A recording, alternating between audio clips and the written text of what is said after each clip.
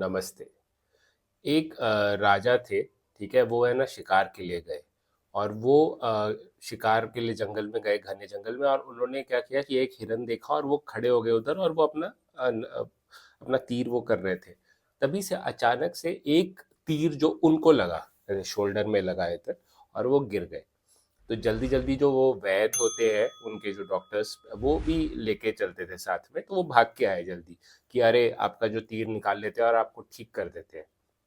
पर राजा बोलते कि नहीं, रुको, ये तीर मुझे क्यों लगा, आज ही क्यों लगा, मुझे ही क्यों लगा, इतने सारे लोग थे, इस शोल्डर पे ही क्यों लगा, मुझे रीजन बताओ।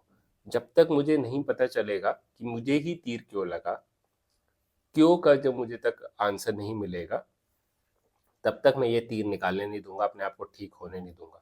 तो लोग हैं सब बात करने लगे कि ऐसा हो सकता है, वैसा हो सकता है, आप शायद से इस एंगल में थे, आज आपके मतलब कुंडली में भी लिखा हुआ था, आपकी राशि में भी लिखा हुआ था कि आज आपके साथ कुछ गलत होगा, या कोई शत्रु है वो छुपा हुआ है, तो हमारी उनसे लड़ाई चल रही है तो उन्होंने तीर चलाया होगा। पर किसी ने भी कोई ऐसा आंसर नहीं दिया जो हम जो जो राजा को सही लगे। और राजा है ना सुनता गया, पर उसने तीर ठीक नहीं होने दिया, मतलब निकालने नहीं दिया। और वह इवेंचुअली उसका जो शोल्डर है वही मतलब वो हो गया, उधर उसमें पॉइजन जो है वो फैलता गया एंड वो मर गया।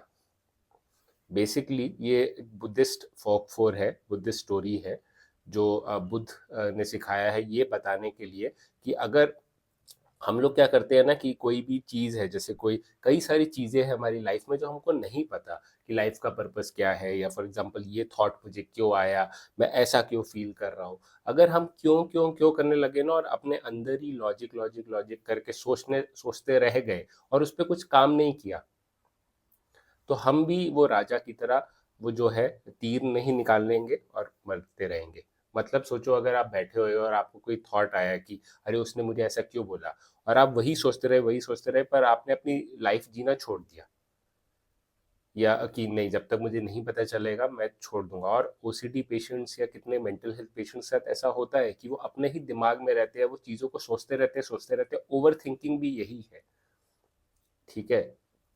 तो आपको ओवर थिंकिंग से आपको निकलना है, तो आपको ये समझना होगा कि आप पहले तीर निकाल लो, फिर कोशिश करो। एक तरफ परफेक्शनिज्म की तरफ मत जाओ कि अरे मुझे बिल्कुल परफेक्ट आंसर चाहिए, ठीक है? हर चीज, कोई भी चीज आपको परफेक्ट नहीं मिलेगी। अब मोटा मोटा आंसर देखो एंड बेसिकली एक्शन पे फोकस करो कि हाँ, मुझे जो क्या करना है लाइफ में, मैं क्या करना चाहता हूँ, इंस्टेड ऑफ कि हर चीज का आंसर मुझे अभी चाहिए।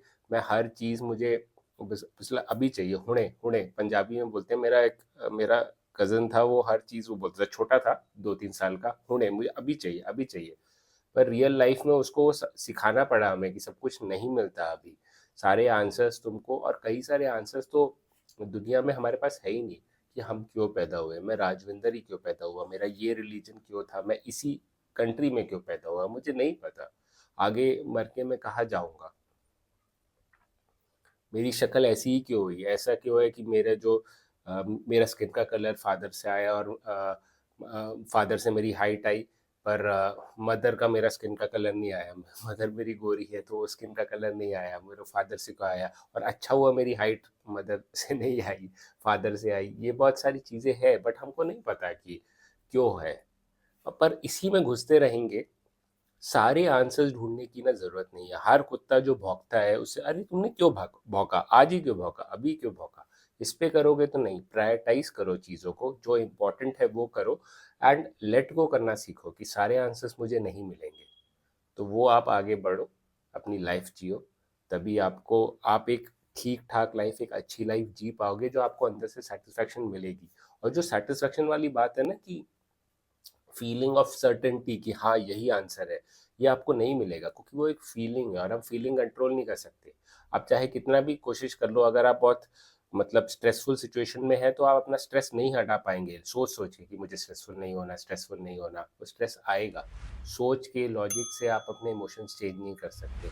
आप अवेयर होके एक्सेप्ट करके इमोशंस को और लेट गो करके अपने स्ट्रगल को, तभी आप ठीक हो सकते हो, तभी आप अपनी लाइफ को अच्छी तरह से इंजॉय कर सकते हो। और जो सती है मतलब माइंडफुलनेस, जो बुद्धिज्म टेक्स्ट में लिखा है सती बुद्ध माइंडफुलनेस को, वो आप प्राप्त कर पाओगे। आप माइंडफुल रह पाओगे अपनी ज़िंदगी, जहाँ पे आप जी रहे हो उधर ही आप जी पाओगे अच्छी तरह से। तो थैंक यू एंड धन्यवाद मुझसे बने रहने के लिए।